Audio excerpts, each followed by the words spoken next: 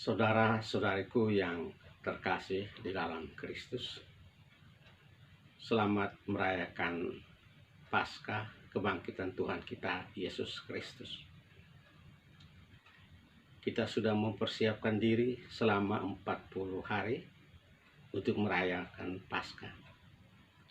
Dan secara khusus selama Pekan Suci dan lebih khusus pada 3 hari suci, kita telah mendengar dan menyaksikan betapa besar kasih Allah kepada kita manusia. Allah memberikan putra tunggalnya untuk kita dan menyerahkannya untuk keselamatan kita. Kita juga mendengar kesaksian 3 perempuan, Maria Magdalena, Maria Ibu Yakobus, dan Maria Salome. Khususnya kesaksian Maria Magdalena patut kita perhatikan. Bagaimana ia sebagai seorang wanita dari Galilea mengikuti Yesus dan murid-muridnya, melayani Yesus dan menyaksikan ketika Yesus disalib dan dimakamkan.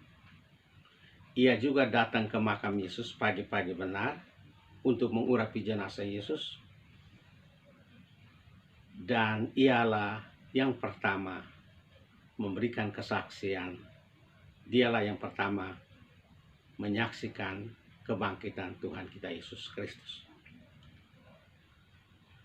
Perlu kita tahu bahwa Tuhan Yesus hidup dalam masyarakat yang bercorak androsentris, atau masyarakat yang berpusat pada laki-laki, masyarakat yang dikuasai oleh laki-laki. Wanita dianggap sebagai milik dari bapaknya, baru kemudian wanita itu menjadi milik dari suaminya. Wanita tidak mempunyai hak sebagai saksi, mereka tidak boleh belajar Taurat. Dan Yesus yang hidup dalam masyarakat itu bertindak tanpa mengurangi martabat perempuan yang sama dengan laki-laki. Yesus bergaul dengan perempuan, menghormati mereka, bersahabat dengan mereka, dan dalam perjalanan ia didampingi perempuan-perempuan itu.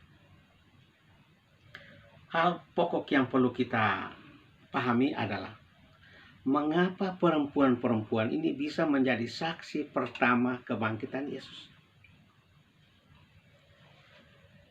Kita tahu bahwa peristiwa Jumat Agung itu sangat mengerikan dan orang-orang takut. Tetapi justru perempuan-perempuan itu tidak takut.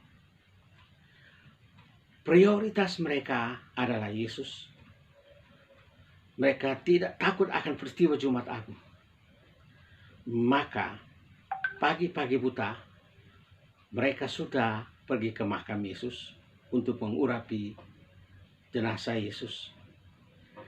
Dan karena prioritas mereka adalah Yesus, maka yang membantu membuka batu kubur Yesus adalah Tuhan sendiri. Batu kubur itu adalah masalah. Beban hidup kita akan bisa kita atasi kalau kita memberikan prioritas kepada Yesus. Maka Yesus akan mengangkat, Yesus akan melepaskan batu kubur persoalan, batu kubur kesulitan dan permasalahan hidup kita.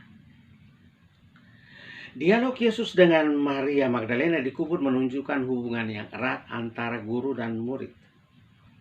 Hubungan yang sangat mendalam.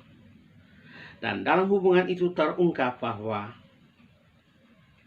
Yesus mengatakan, "Pergilah kepada saudara-saudaraku dan katakan kepada mereka bahwa sekarang aku akan pergi kepada Bapa, kepada Bapakku dan Bapamu, kepada Allahku dan Allahmu." Kepada Maria Magdalena ini Yesus memberikan tugas perutusan tentang kebangkitannya. Maka tepat pula dalam gereja perdana Maria Magdalena disebut Apostola Apostolorum, Rasul para Rasul. Sebab Maria Magdalena lah perempuan orang pertama yang menyaksikan Yesus yang bangkit, dan orang pertama yang mewartakan kebangkitannya kepada rasul-rasul lain.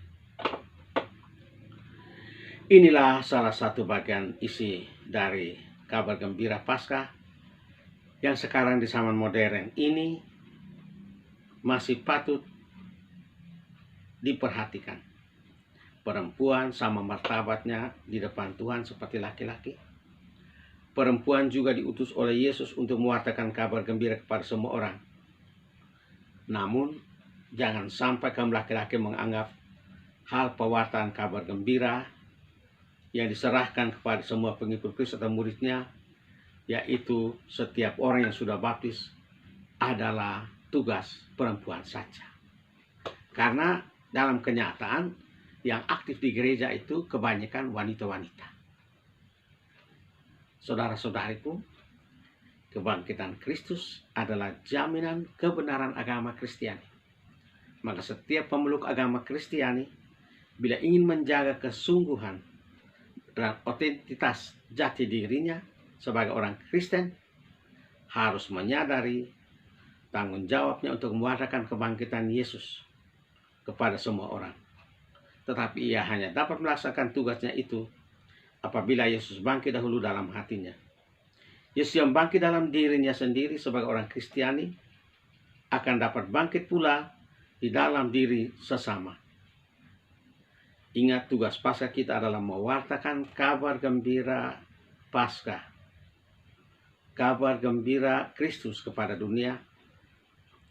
Dan tugas paling utama adalah pribadi dan keluarga Kristiani hendaknya menjadi Injil yang hidup, kabar gembira yang hidup